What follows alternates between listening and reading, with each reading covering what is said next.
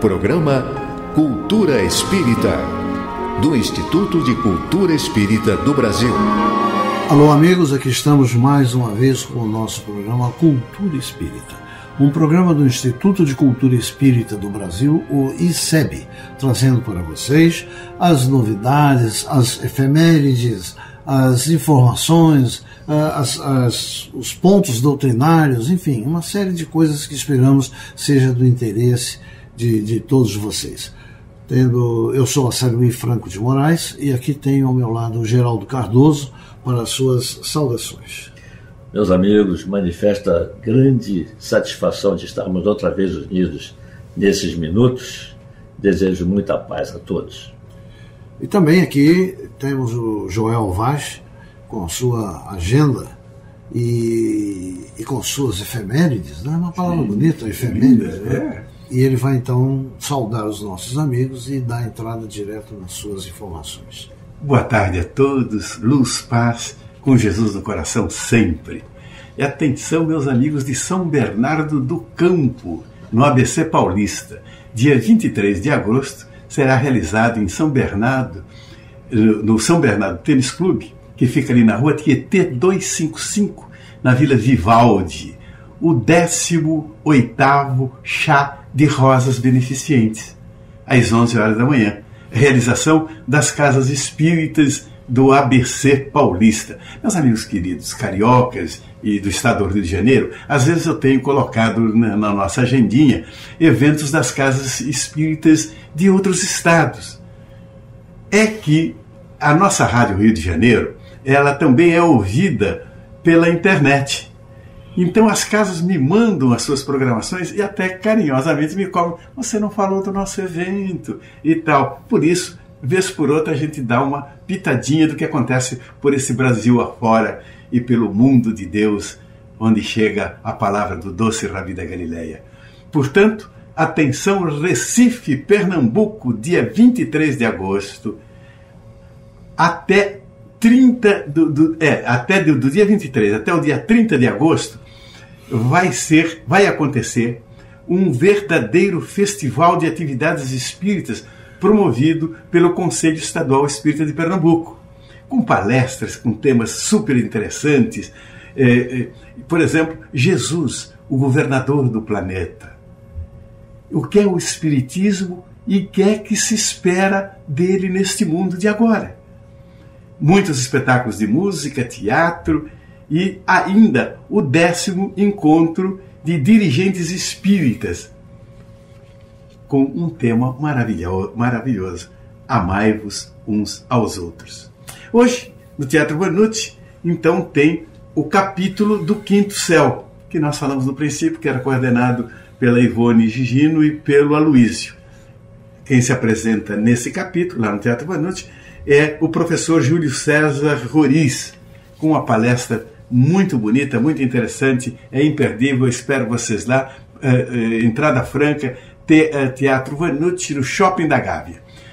Dia 23 de agosto, das 13 horas, às 13 horas, que vai até às 19, no Citibank Hall, na Barra da Tijuca, será realizado o 6º Congresso SEJA, Casa Espírita Joana de Ângeles, que é um centro que promove essas realizações, essas visitas anuais do nosso querido Divaldo Franco, que desta vez comemora 68 anos de divulgação ininterrupta da mensagem do doce Rabi de Galileia, a mensagem de Kardec para todos os nossos corações. Então, não se esqueça, dia 23 de agosto, às 13 horas.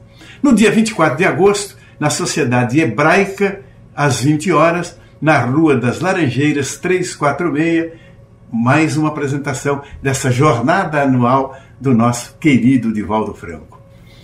No dia 25 de agosto, às 17 horas, ele vai para Rio Bonito, no Clube dos Motoristas, na Rua Bezerra Cavalcante 521. O Grupo Espírita João Batista apresenta também uma homenagem grande ao nosso amado Divaldo nesses 68 anos de amor ao próximo. Fiquem com Deus e continue com o nosso querido Geraldo Cardoso e o nosso professor Assaruí, nesse programa lindo do ICEP. Muito bem. Então, Geraldo, vamos lá às perguntas que os nossos ouvintes têm para hoje.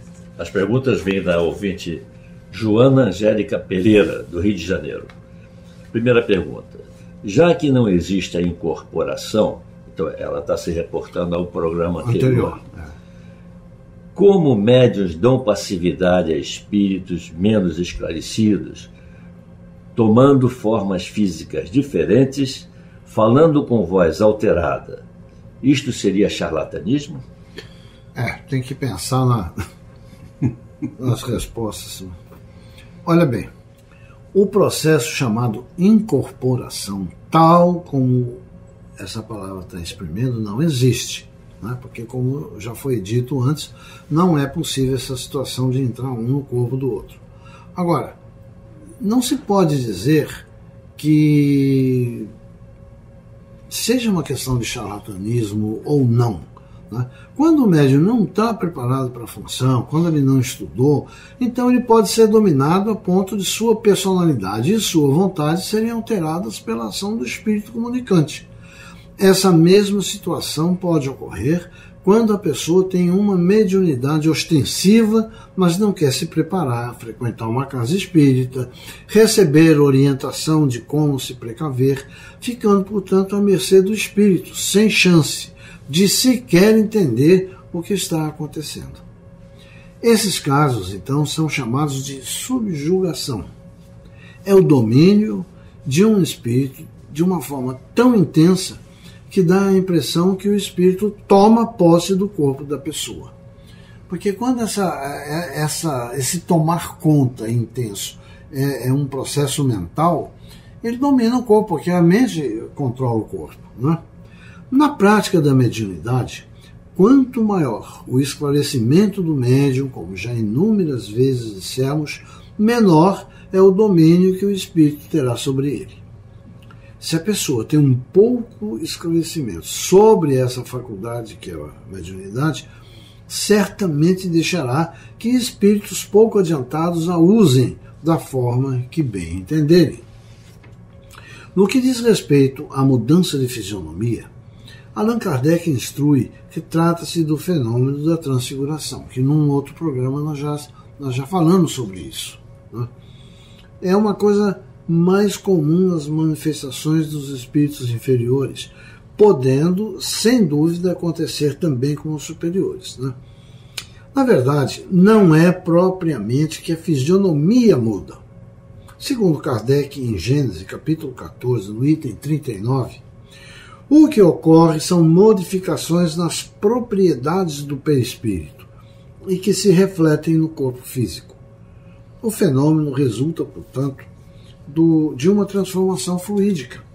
É uma projeção fluídica que se produz sobre o corpo do médium, né? e assim então faz essa alteração. Uma explicação que a gente pode talvez dar para os ouvintes que já têm um pouco mais de familiaridade com a coisa é o que nós chamamos de holograma. O holograma é uma projeção virtual que é feita por um equipamento e que as pessoas que estão vendo têm a impressão de que tem ali um grupo de pessoas, uma casa, enfim, uma figura material. Mas, no entanto, é uma coisa virtual. Se você for tentar tocar, não consegue. Então, eu diria a vocês que essa transfiguração, essa mudança no rosto, que muitas vezes pode parecer no médium, é uma projeção mental que o espírito lança sobre esse médium que está sendo praticamente subjugado, e essa projeção mental funciona como se fosse um holograma. Então as pessoas conseguem ver aquilo que o espírito está projetando, as pessoas conseguem perceber isso devido a uma modificação fluídica que ocorre no médium. É meio complicado de explicar isso, mas na verdade é o que efetivamente acontece. É verdade. Né? Muito bem. A nossa ouvinte Joana nos pergunta ainda: qual o conceito e as características de médiuns curadores e médiuns pneumatógrafos? Que saudade que eu tenho do tempo que os ouvintes perguntavam outras coisas. Mas não, isso tudo é brincadeira. Os ouvintes têm toda a liberdade de perguntarem o que quiserem e vai depender de nós o engenho e a arte de poder responder e satisfatoriamente, né? Não tem problema não, pode perguntar o que for, porque é sempre útil para as pessoas, né? Veja bem, os médiuns curadores são aqueles que têm o dom de curar com a imposição das mãos, em alguns casos com fenômenos provocados à distância. Eles são secundados pelos espíritos que trabalham na área de cura das enfermidades físicas. Allan Kardec diz que são pessoas que se utilizam do fluido humano potencializado pelos fluidos do mundo dos espíritos e que podem, portanto, modificar a estrutura da matéria, promovendo as curas. Os médiuns pneumatógrafos são aqueles que têm aptidão para obter a escrita direta dos espíritos em papel, guardado em gavetas ou recipientes fechados. Ou seja, o médium doa de seu fluido para os espíritos escreverem diretamente sobre o papel. Difere da psicografia porque esta é a transmissão do pensamento do espírito pela mão do médium. Essa modalidade mediúnica é muito rara e limita-se aos casos de comprovação de existência de espíritos em um determinado local e sua influência no mundo material. Na elaboração da codificação espírita por Allan Kardec, esse fenômeno ocorreu inúmeras vezes, sendo que o codificador utilizava uma caneta ou um lápis amarrado em uma pequena cesta, e a espiritualidade utilizava esse recurso físico para escrever as suas mensagens. Tem até gravuras a esse respeito de como eram feitas, né? Era uma cestinha como uma cesta de pão e ali tinha um dispositivo que permitia que se fixasse um lápis ou uma caneta do lado da cesta, então ficava a ponta dela além da parte de baixo da cesta. E essa cesta então escrevia, dava sustentação para a caneta escrever diretamente. Então o processo de pneumatografia é quando a escrita é feita diretamente pelo espírito, pela ação do espírito. E o médium curador é aquele que, através da imposição de suas mãos, ele consegue transferir aquela carga fluídica que vem para o doente, tentando então amenizar os males que lhe ocorrem. Também o pneumatógrafo difere do psicógrafo por isso, porque o psicógrafo é o próprio médium escrevendo e recebendo a influência, né? Perfeito. E a última pergunta do nossa irmã Joana.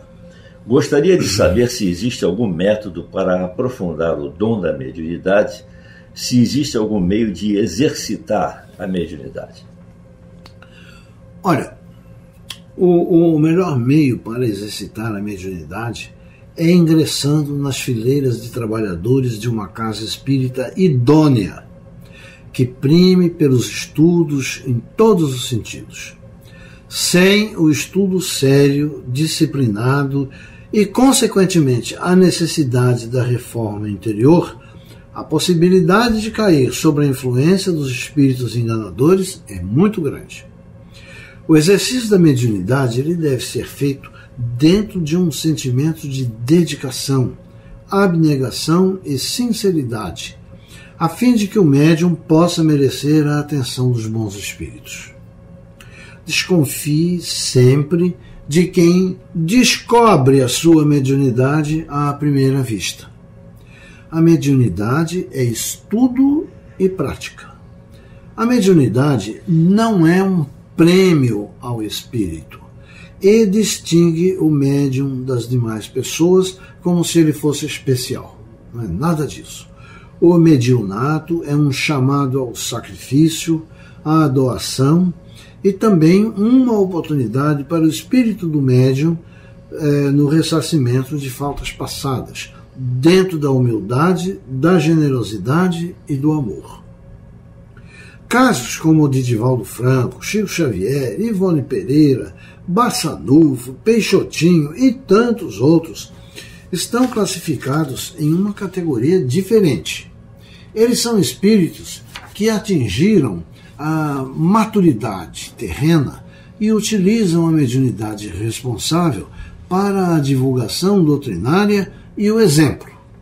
No caso deles, é missão e, portanto, mediunidade missionária. Então, eles são. É diferente o tipo de médium que eles são do tipo de médium das pessoas comuns. E vocês podem reparar, todos esses nomes que eu citei, Peixotinho, Ivone, Divaldo, Chico, que for, todos eles, embora tivessem uma espontaneidade e uma mediunidade espetacular, todos eles primaram sempre pela humildade, pela generosidade, né? O Chico, então, chegava até, às vezes, segundo o Rocha. Segundo ele, o Chico, às vezes, era de uma humildade irritante. Entendeu? Por causa de uma série de coisinhas que ele falava. Tinha aquela história do Chico, o que você era no tempo dos romanos? Lá? Eu era a pulguinha do leão, e coisas assim, né? Então, é mais ou menos por aí que a gente tem a falar sobre o que a nossa irmã ponderou aí. O nosso bloco termina por aqui. Nós agradecemos a audiência de todos e, na continuidade, teremos o Geraldo Cardoso com a sua Internet do Bem. Muito obrigado e um bom dia para todos. Instituto de Cultura Espírita do Brasil.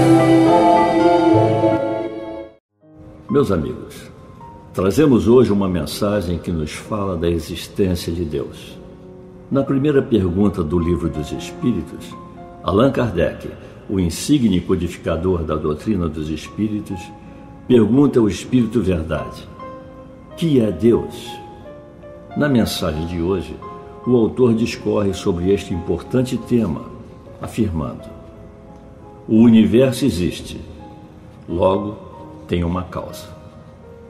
Duvidar da existência de Deus é negar que todo efeito tem uma causa e avançar que o nada pode fazer alguma coisa. Na visão espírita, afirma-se que a prova da existência de Deus resulta de 3 fatores absolutamente incontestáveis, quais sejam: primeiro, o sentimento instintivo da ideia de Deus no homem, manifestando-se em todas as épocas da humanidade através da lei de adoração. Segundo, a lei de causa e efeito, que mostra a impossibilidade da ocorrência de efeitos inteligentes sem uma causa inteligente. E terceiro, a maravilha inigualável da estrutura total da natureza, nos seus mínimos detalhes, que não pode ser obra do acaso, pois revela a imanência cósmica de uma inteligência superior a qualquer mente humana. É evidente e racional que uma inteligência matemática e superior estabeleceu e providenciou as condições de vida para o planeta Terra.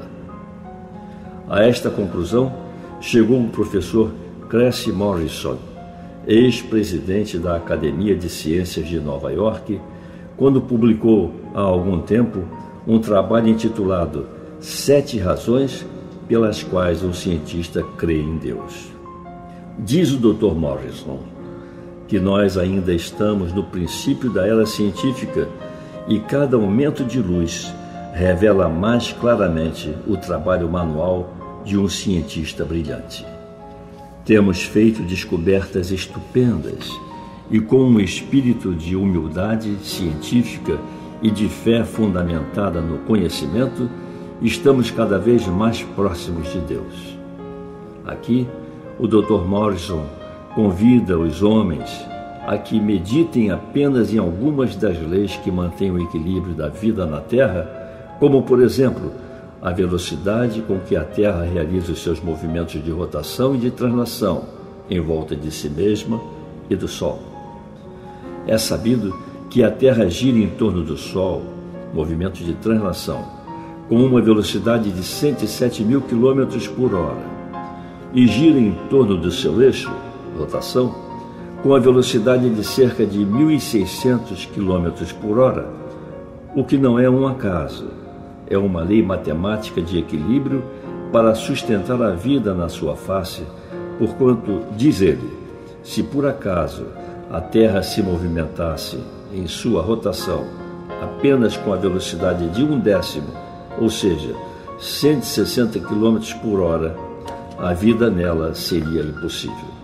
E prossegue dizendo que quando nos detemos a olhar a atmosfera, basta lembrarmos que ela foi programada e medida, porque se a atmosfera da Terra fosse mais rarefeita, de apenas 1 quilômetro, a vida no orbe seria impossível, porquanto se sabe que caem sobre o planeta diariamente cerca de 50 milhões de meteoritos, e que se não fosse por essa atmosfera, que pelo atrito os rala e dissolve, a Terra seria bombardeada 50 milhões de vezes por dia, lavrando incêndios e destruições inomináveis, e a vida na Terra seria, portanto, impossível. Bastava que o fundo do mar fosse mais profundo de 3 metros e a vida seria impossível, porque o oxigênio do ar, bem como o ácido carbônico, seriam absorvidos pelas águas, matando toda forma de vida, quer no meio das águas, quer na superfície lisa. Caso a superfície da Terra fosse mais alta de 2 metros, o fenômeno seria oposto e a vida seria consequentemente impossível. Se por acaso a distância que separa a Lua da Terra não fosse de cerca de 370 mil quilômetros, mas de apenas 70 mil, a vida seria impossível, porque a pressão magnética do satélite sobre os mares faria levantar ondas tão altas e terríveis que as marés e pré-marés destruiriam totalmente a vida na Terra, lambendo os picos mais altos do Himalaia. Na mesma ordem de raciocínio, se a inclinação do eixo da Terra não fosse 18 por 24 graus, mas estivesse em uma vertical ou mudasse de posição, a vida seria impossível, porque o gelo dos polos escorreria pela Terra, levando tudo de roldão. Desse modo, assegurou o Dr. Morrison, por essa singela lei e por uma série de outras leis que seria fastidioso enumerar, como, por exemplo, a distância que separa a Terra do Sol, aproximadamente 150 milhões de quilômetros, o que dá à Terra uma tépida sensação de calor, não insuficiente nem demasiada para a manutenção da vida. Porque o Sol tem uma temperatura superficial de cerca de 6.648 graus centígrados. Assim, se a Terra estivesse mais próxima, seria destruída pelo calor. Se estivesse mais afastada, seria destruída pela falta de calor dos raios ultravioletas e infravermelhos e dos caloríficos que mantêm o equilíbrio metabólico na vida vegetativa. Logo, uma inteligência matemática e superior estabeleceu as condições para a vida na Terra. Não há uma única chance em bilhões para que a vida no nosso planeta fosse o resultado de um acidente. Não obstante, Deus continua sendo o grande anônimo, incompreendido e mal interpretado pelos humanos. Ante tantos absurdos que os homens dizem tentando explicá-lo, Voltaire, o filósofo mais influente do século XVIII, ironizava: "Eu creio em Deus, apesar de tudo que me dizem para eu acreditar nele." Kant, o filósofo da crítica da razão pura, proclamava: "Não creio no Deus que os homens criaram, mas no Deus que criou os homens." Santo Agostinho dizia: "Quando me perguntam que é Deus, eu não sei. Mas se não me perguntarem, eu sei. Que é Deus?" Pergunta número 1 do Livro dos Espíritos. Deus é a inteligência suprema, causa primária de todas as coisas. Resposta do Espírito Verdade, um espírito superior, mensageiro divino. Meus amigos, agradecemos a gentil audiência e nos despedimos na paz do Senhor.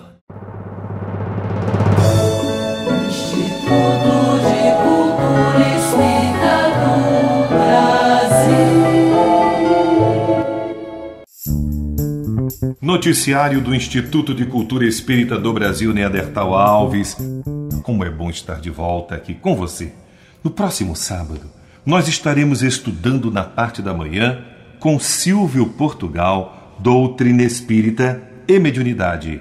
Compreende os horários de 10h30 da manhã até 12h30. Altamiro Rocha estará esperando por você para estudar Esperanto Básico 2, de 9 às 10h30. E quem quiser, Esperanto Básico 1, de 10h30 ao meio-dia.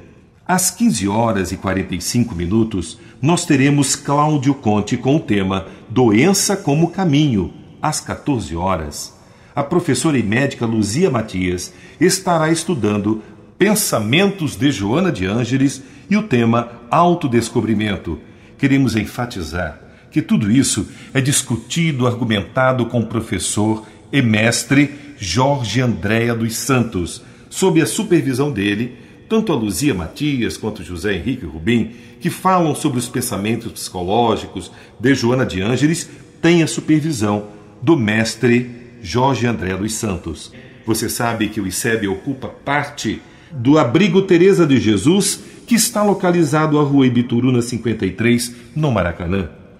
Se você tem acesso à internet, internauta, você acessa portaliceb.org.br e você poderá rever, assistir, estar conosco aos sábados nas nossas palestras online.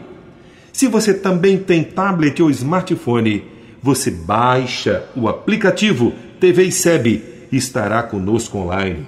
portaliceb.org.br, evoluindo sempre. Este foi o noticiário do Instituto de Cultura Espírita do Brasil, Neandertal Alves, e até o nosso próximo programa.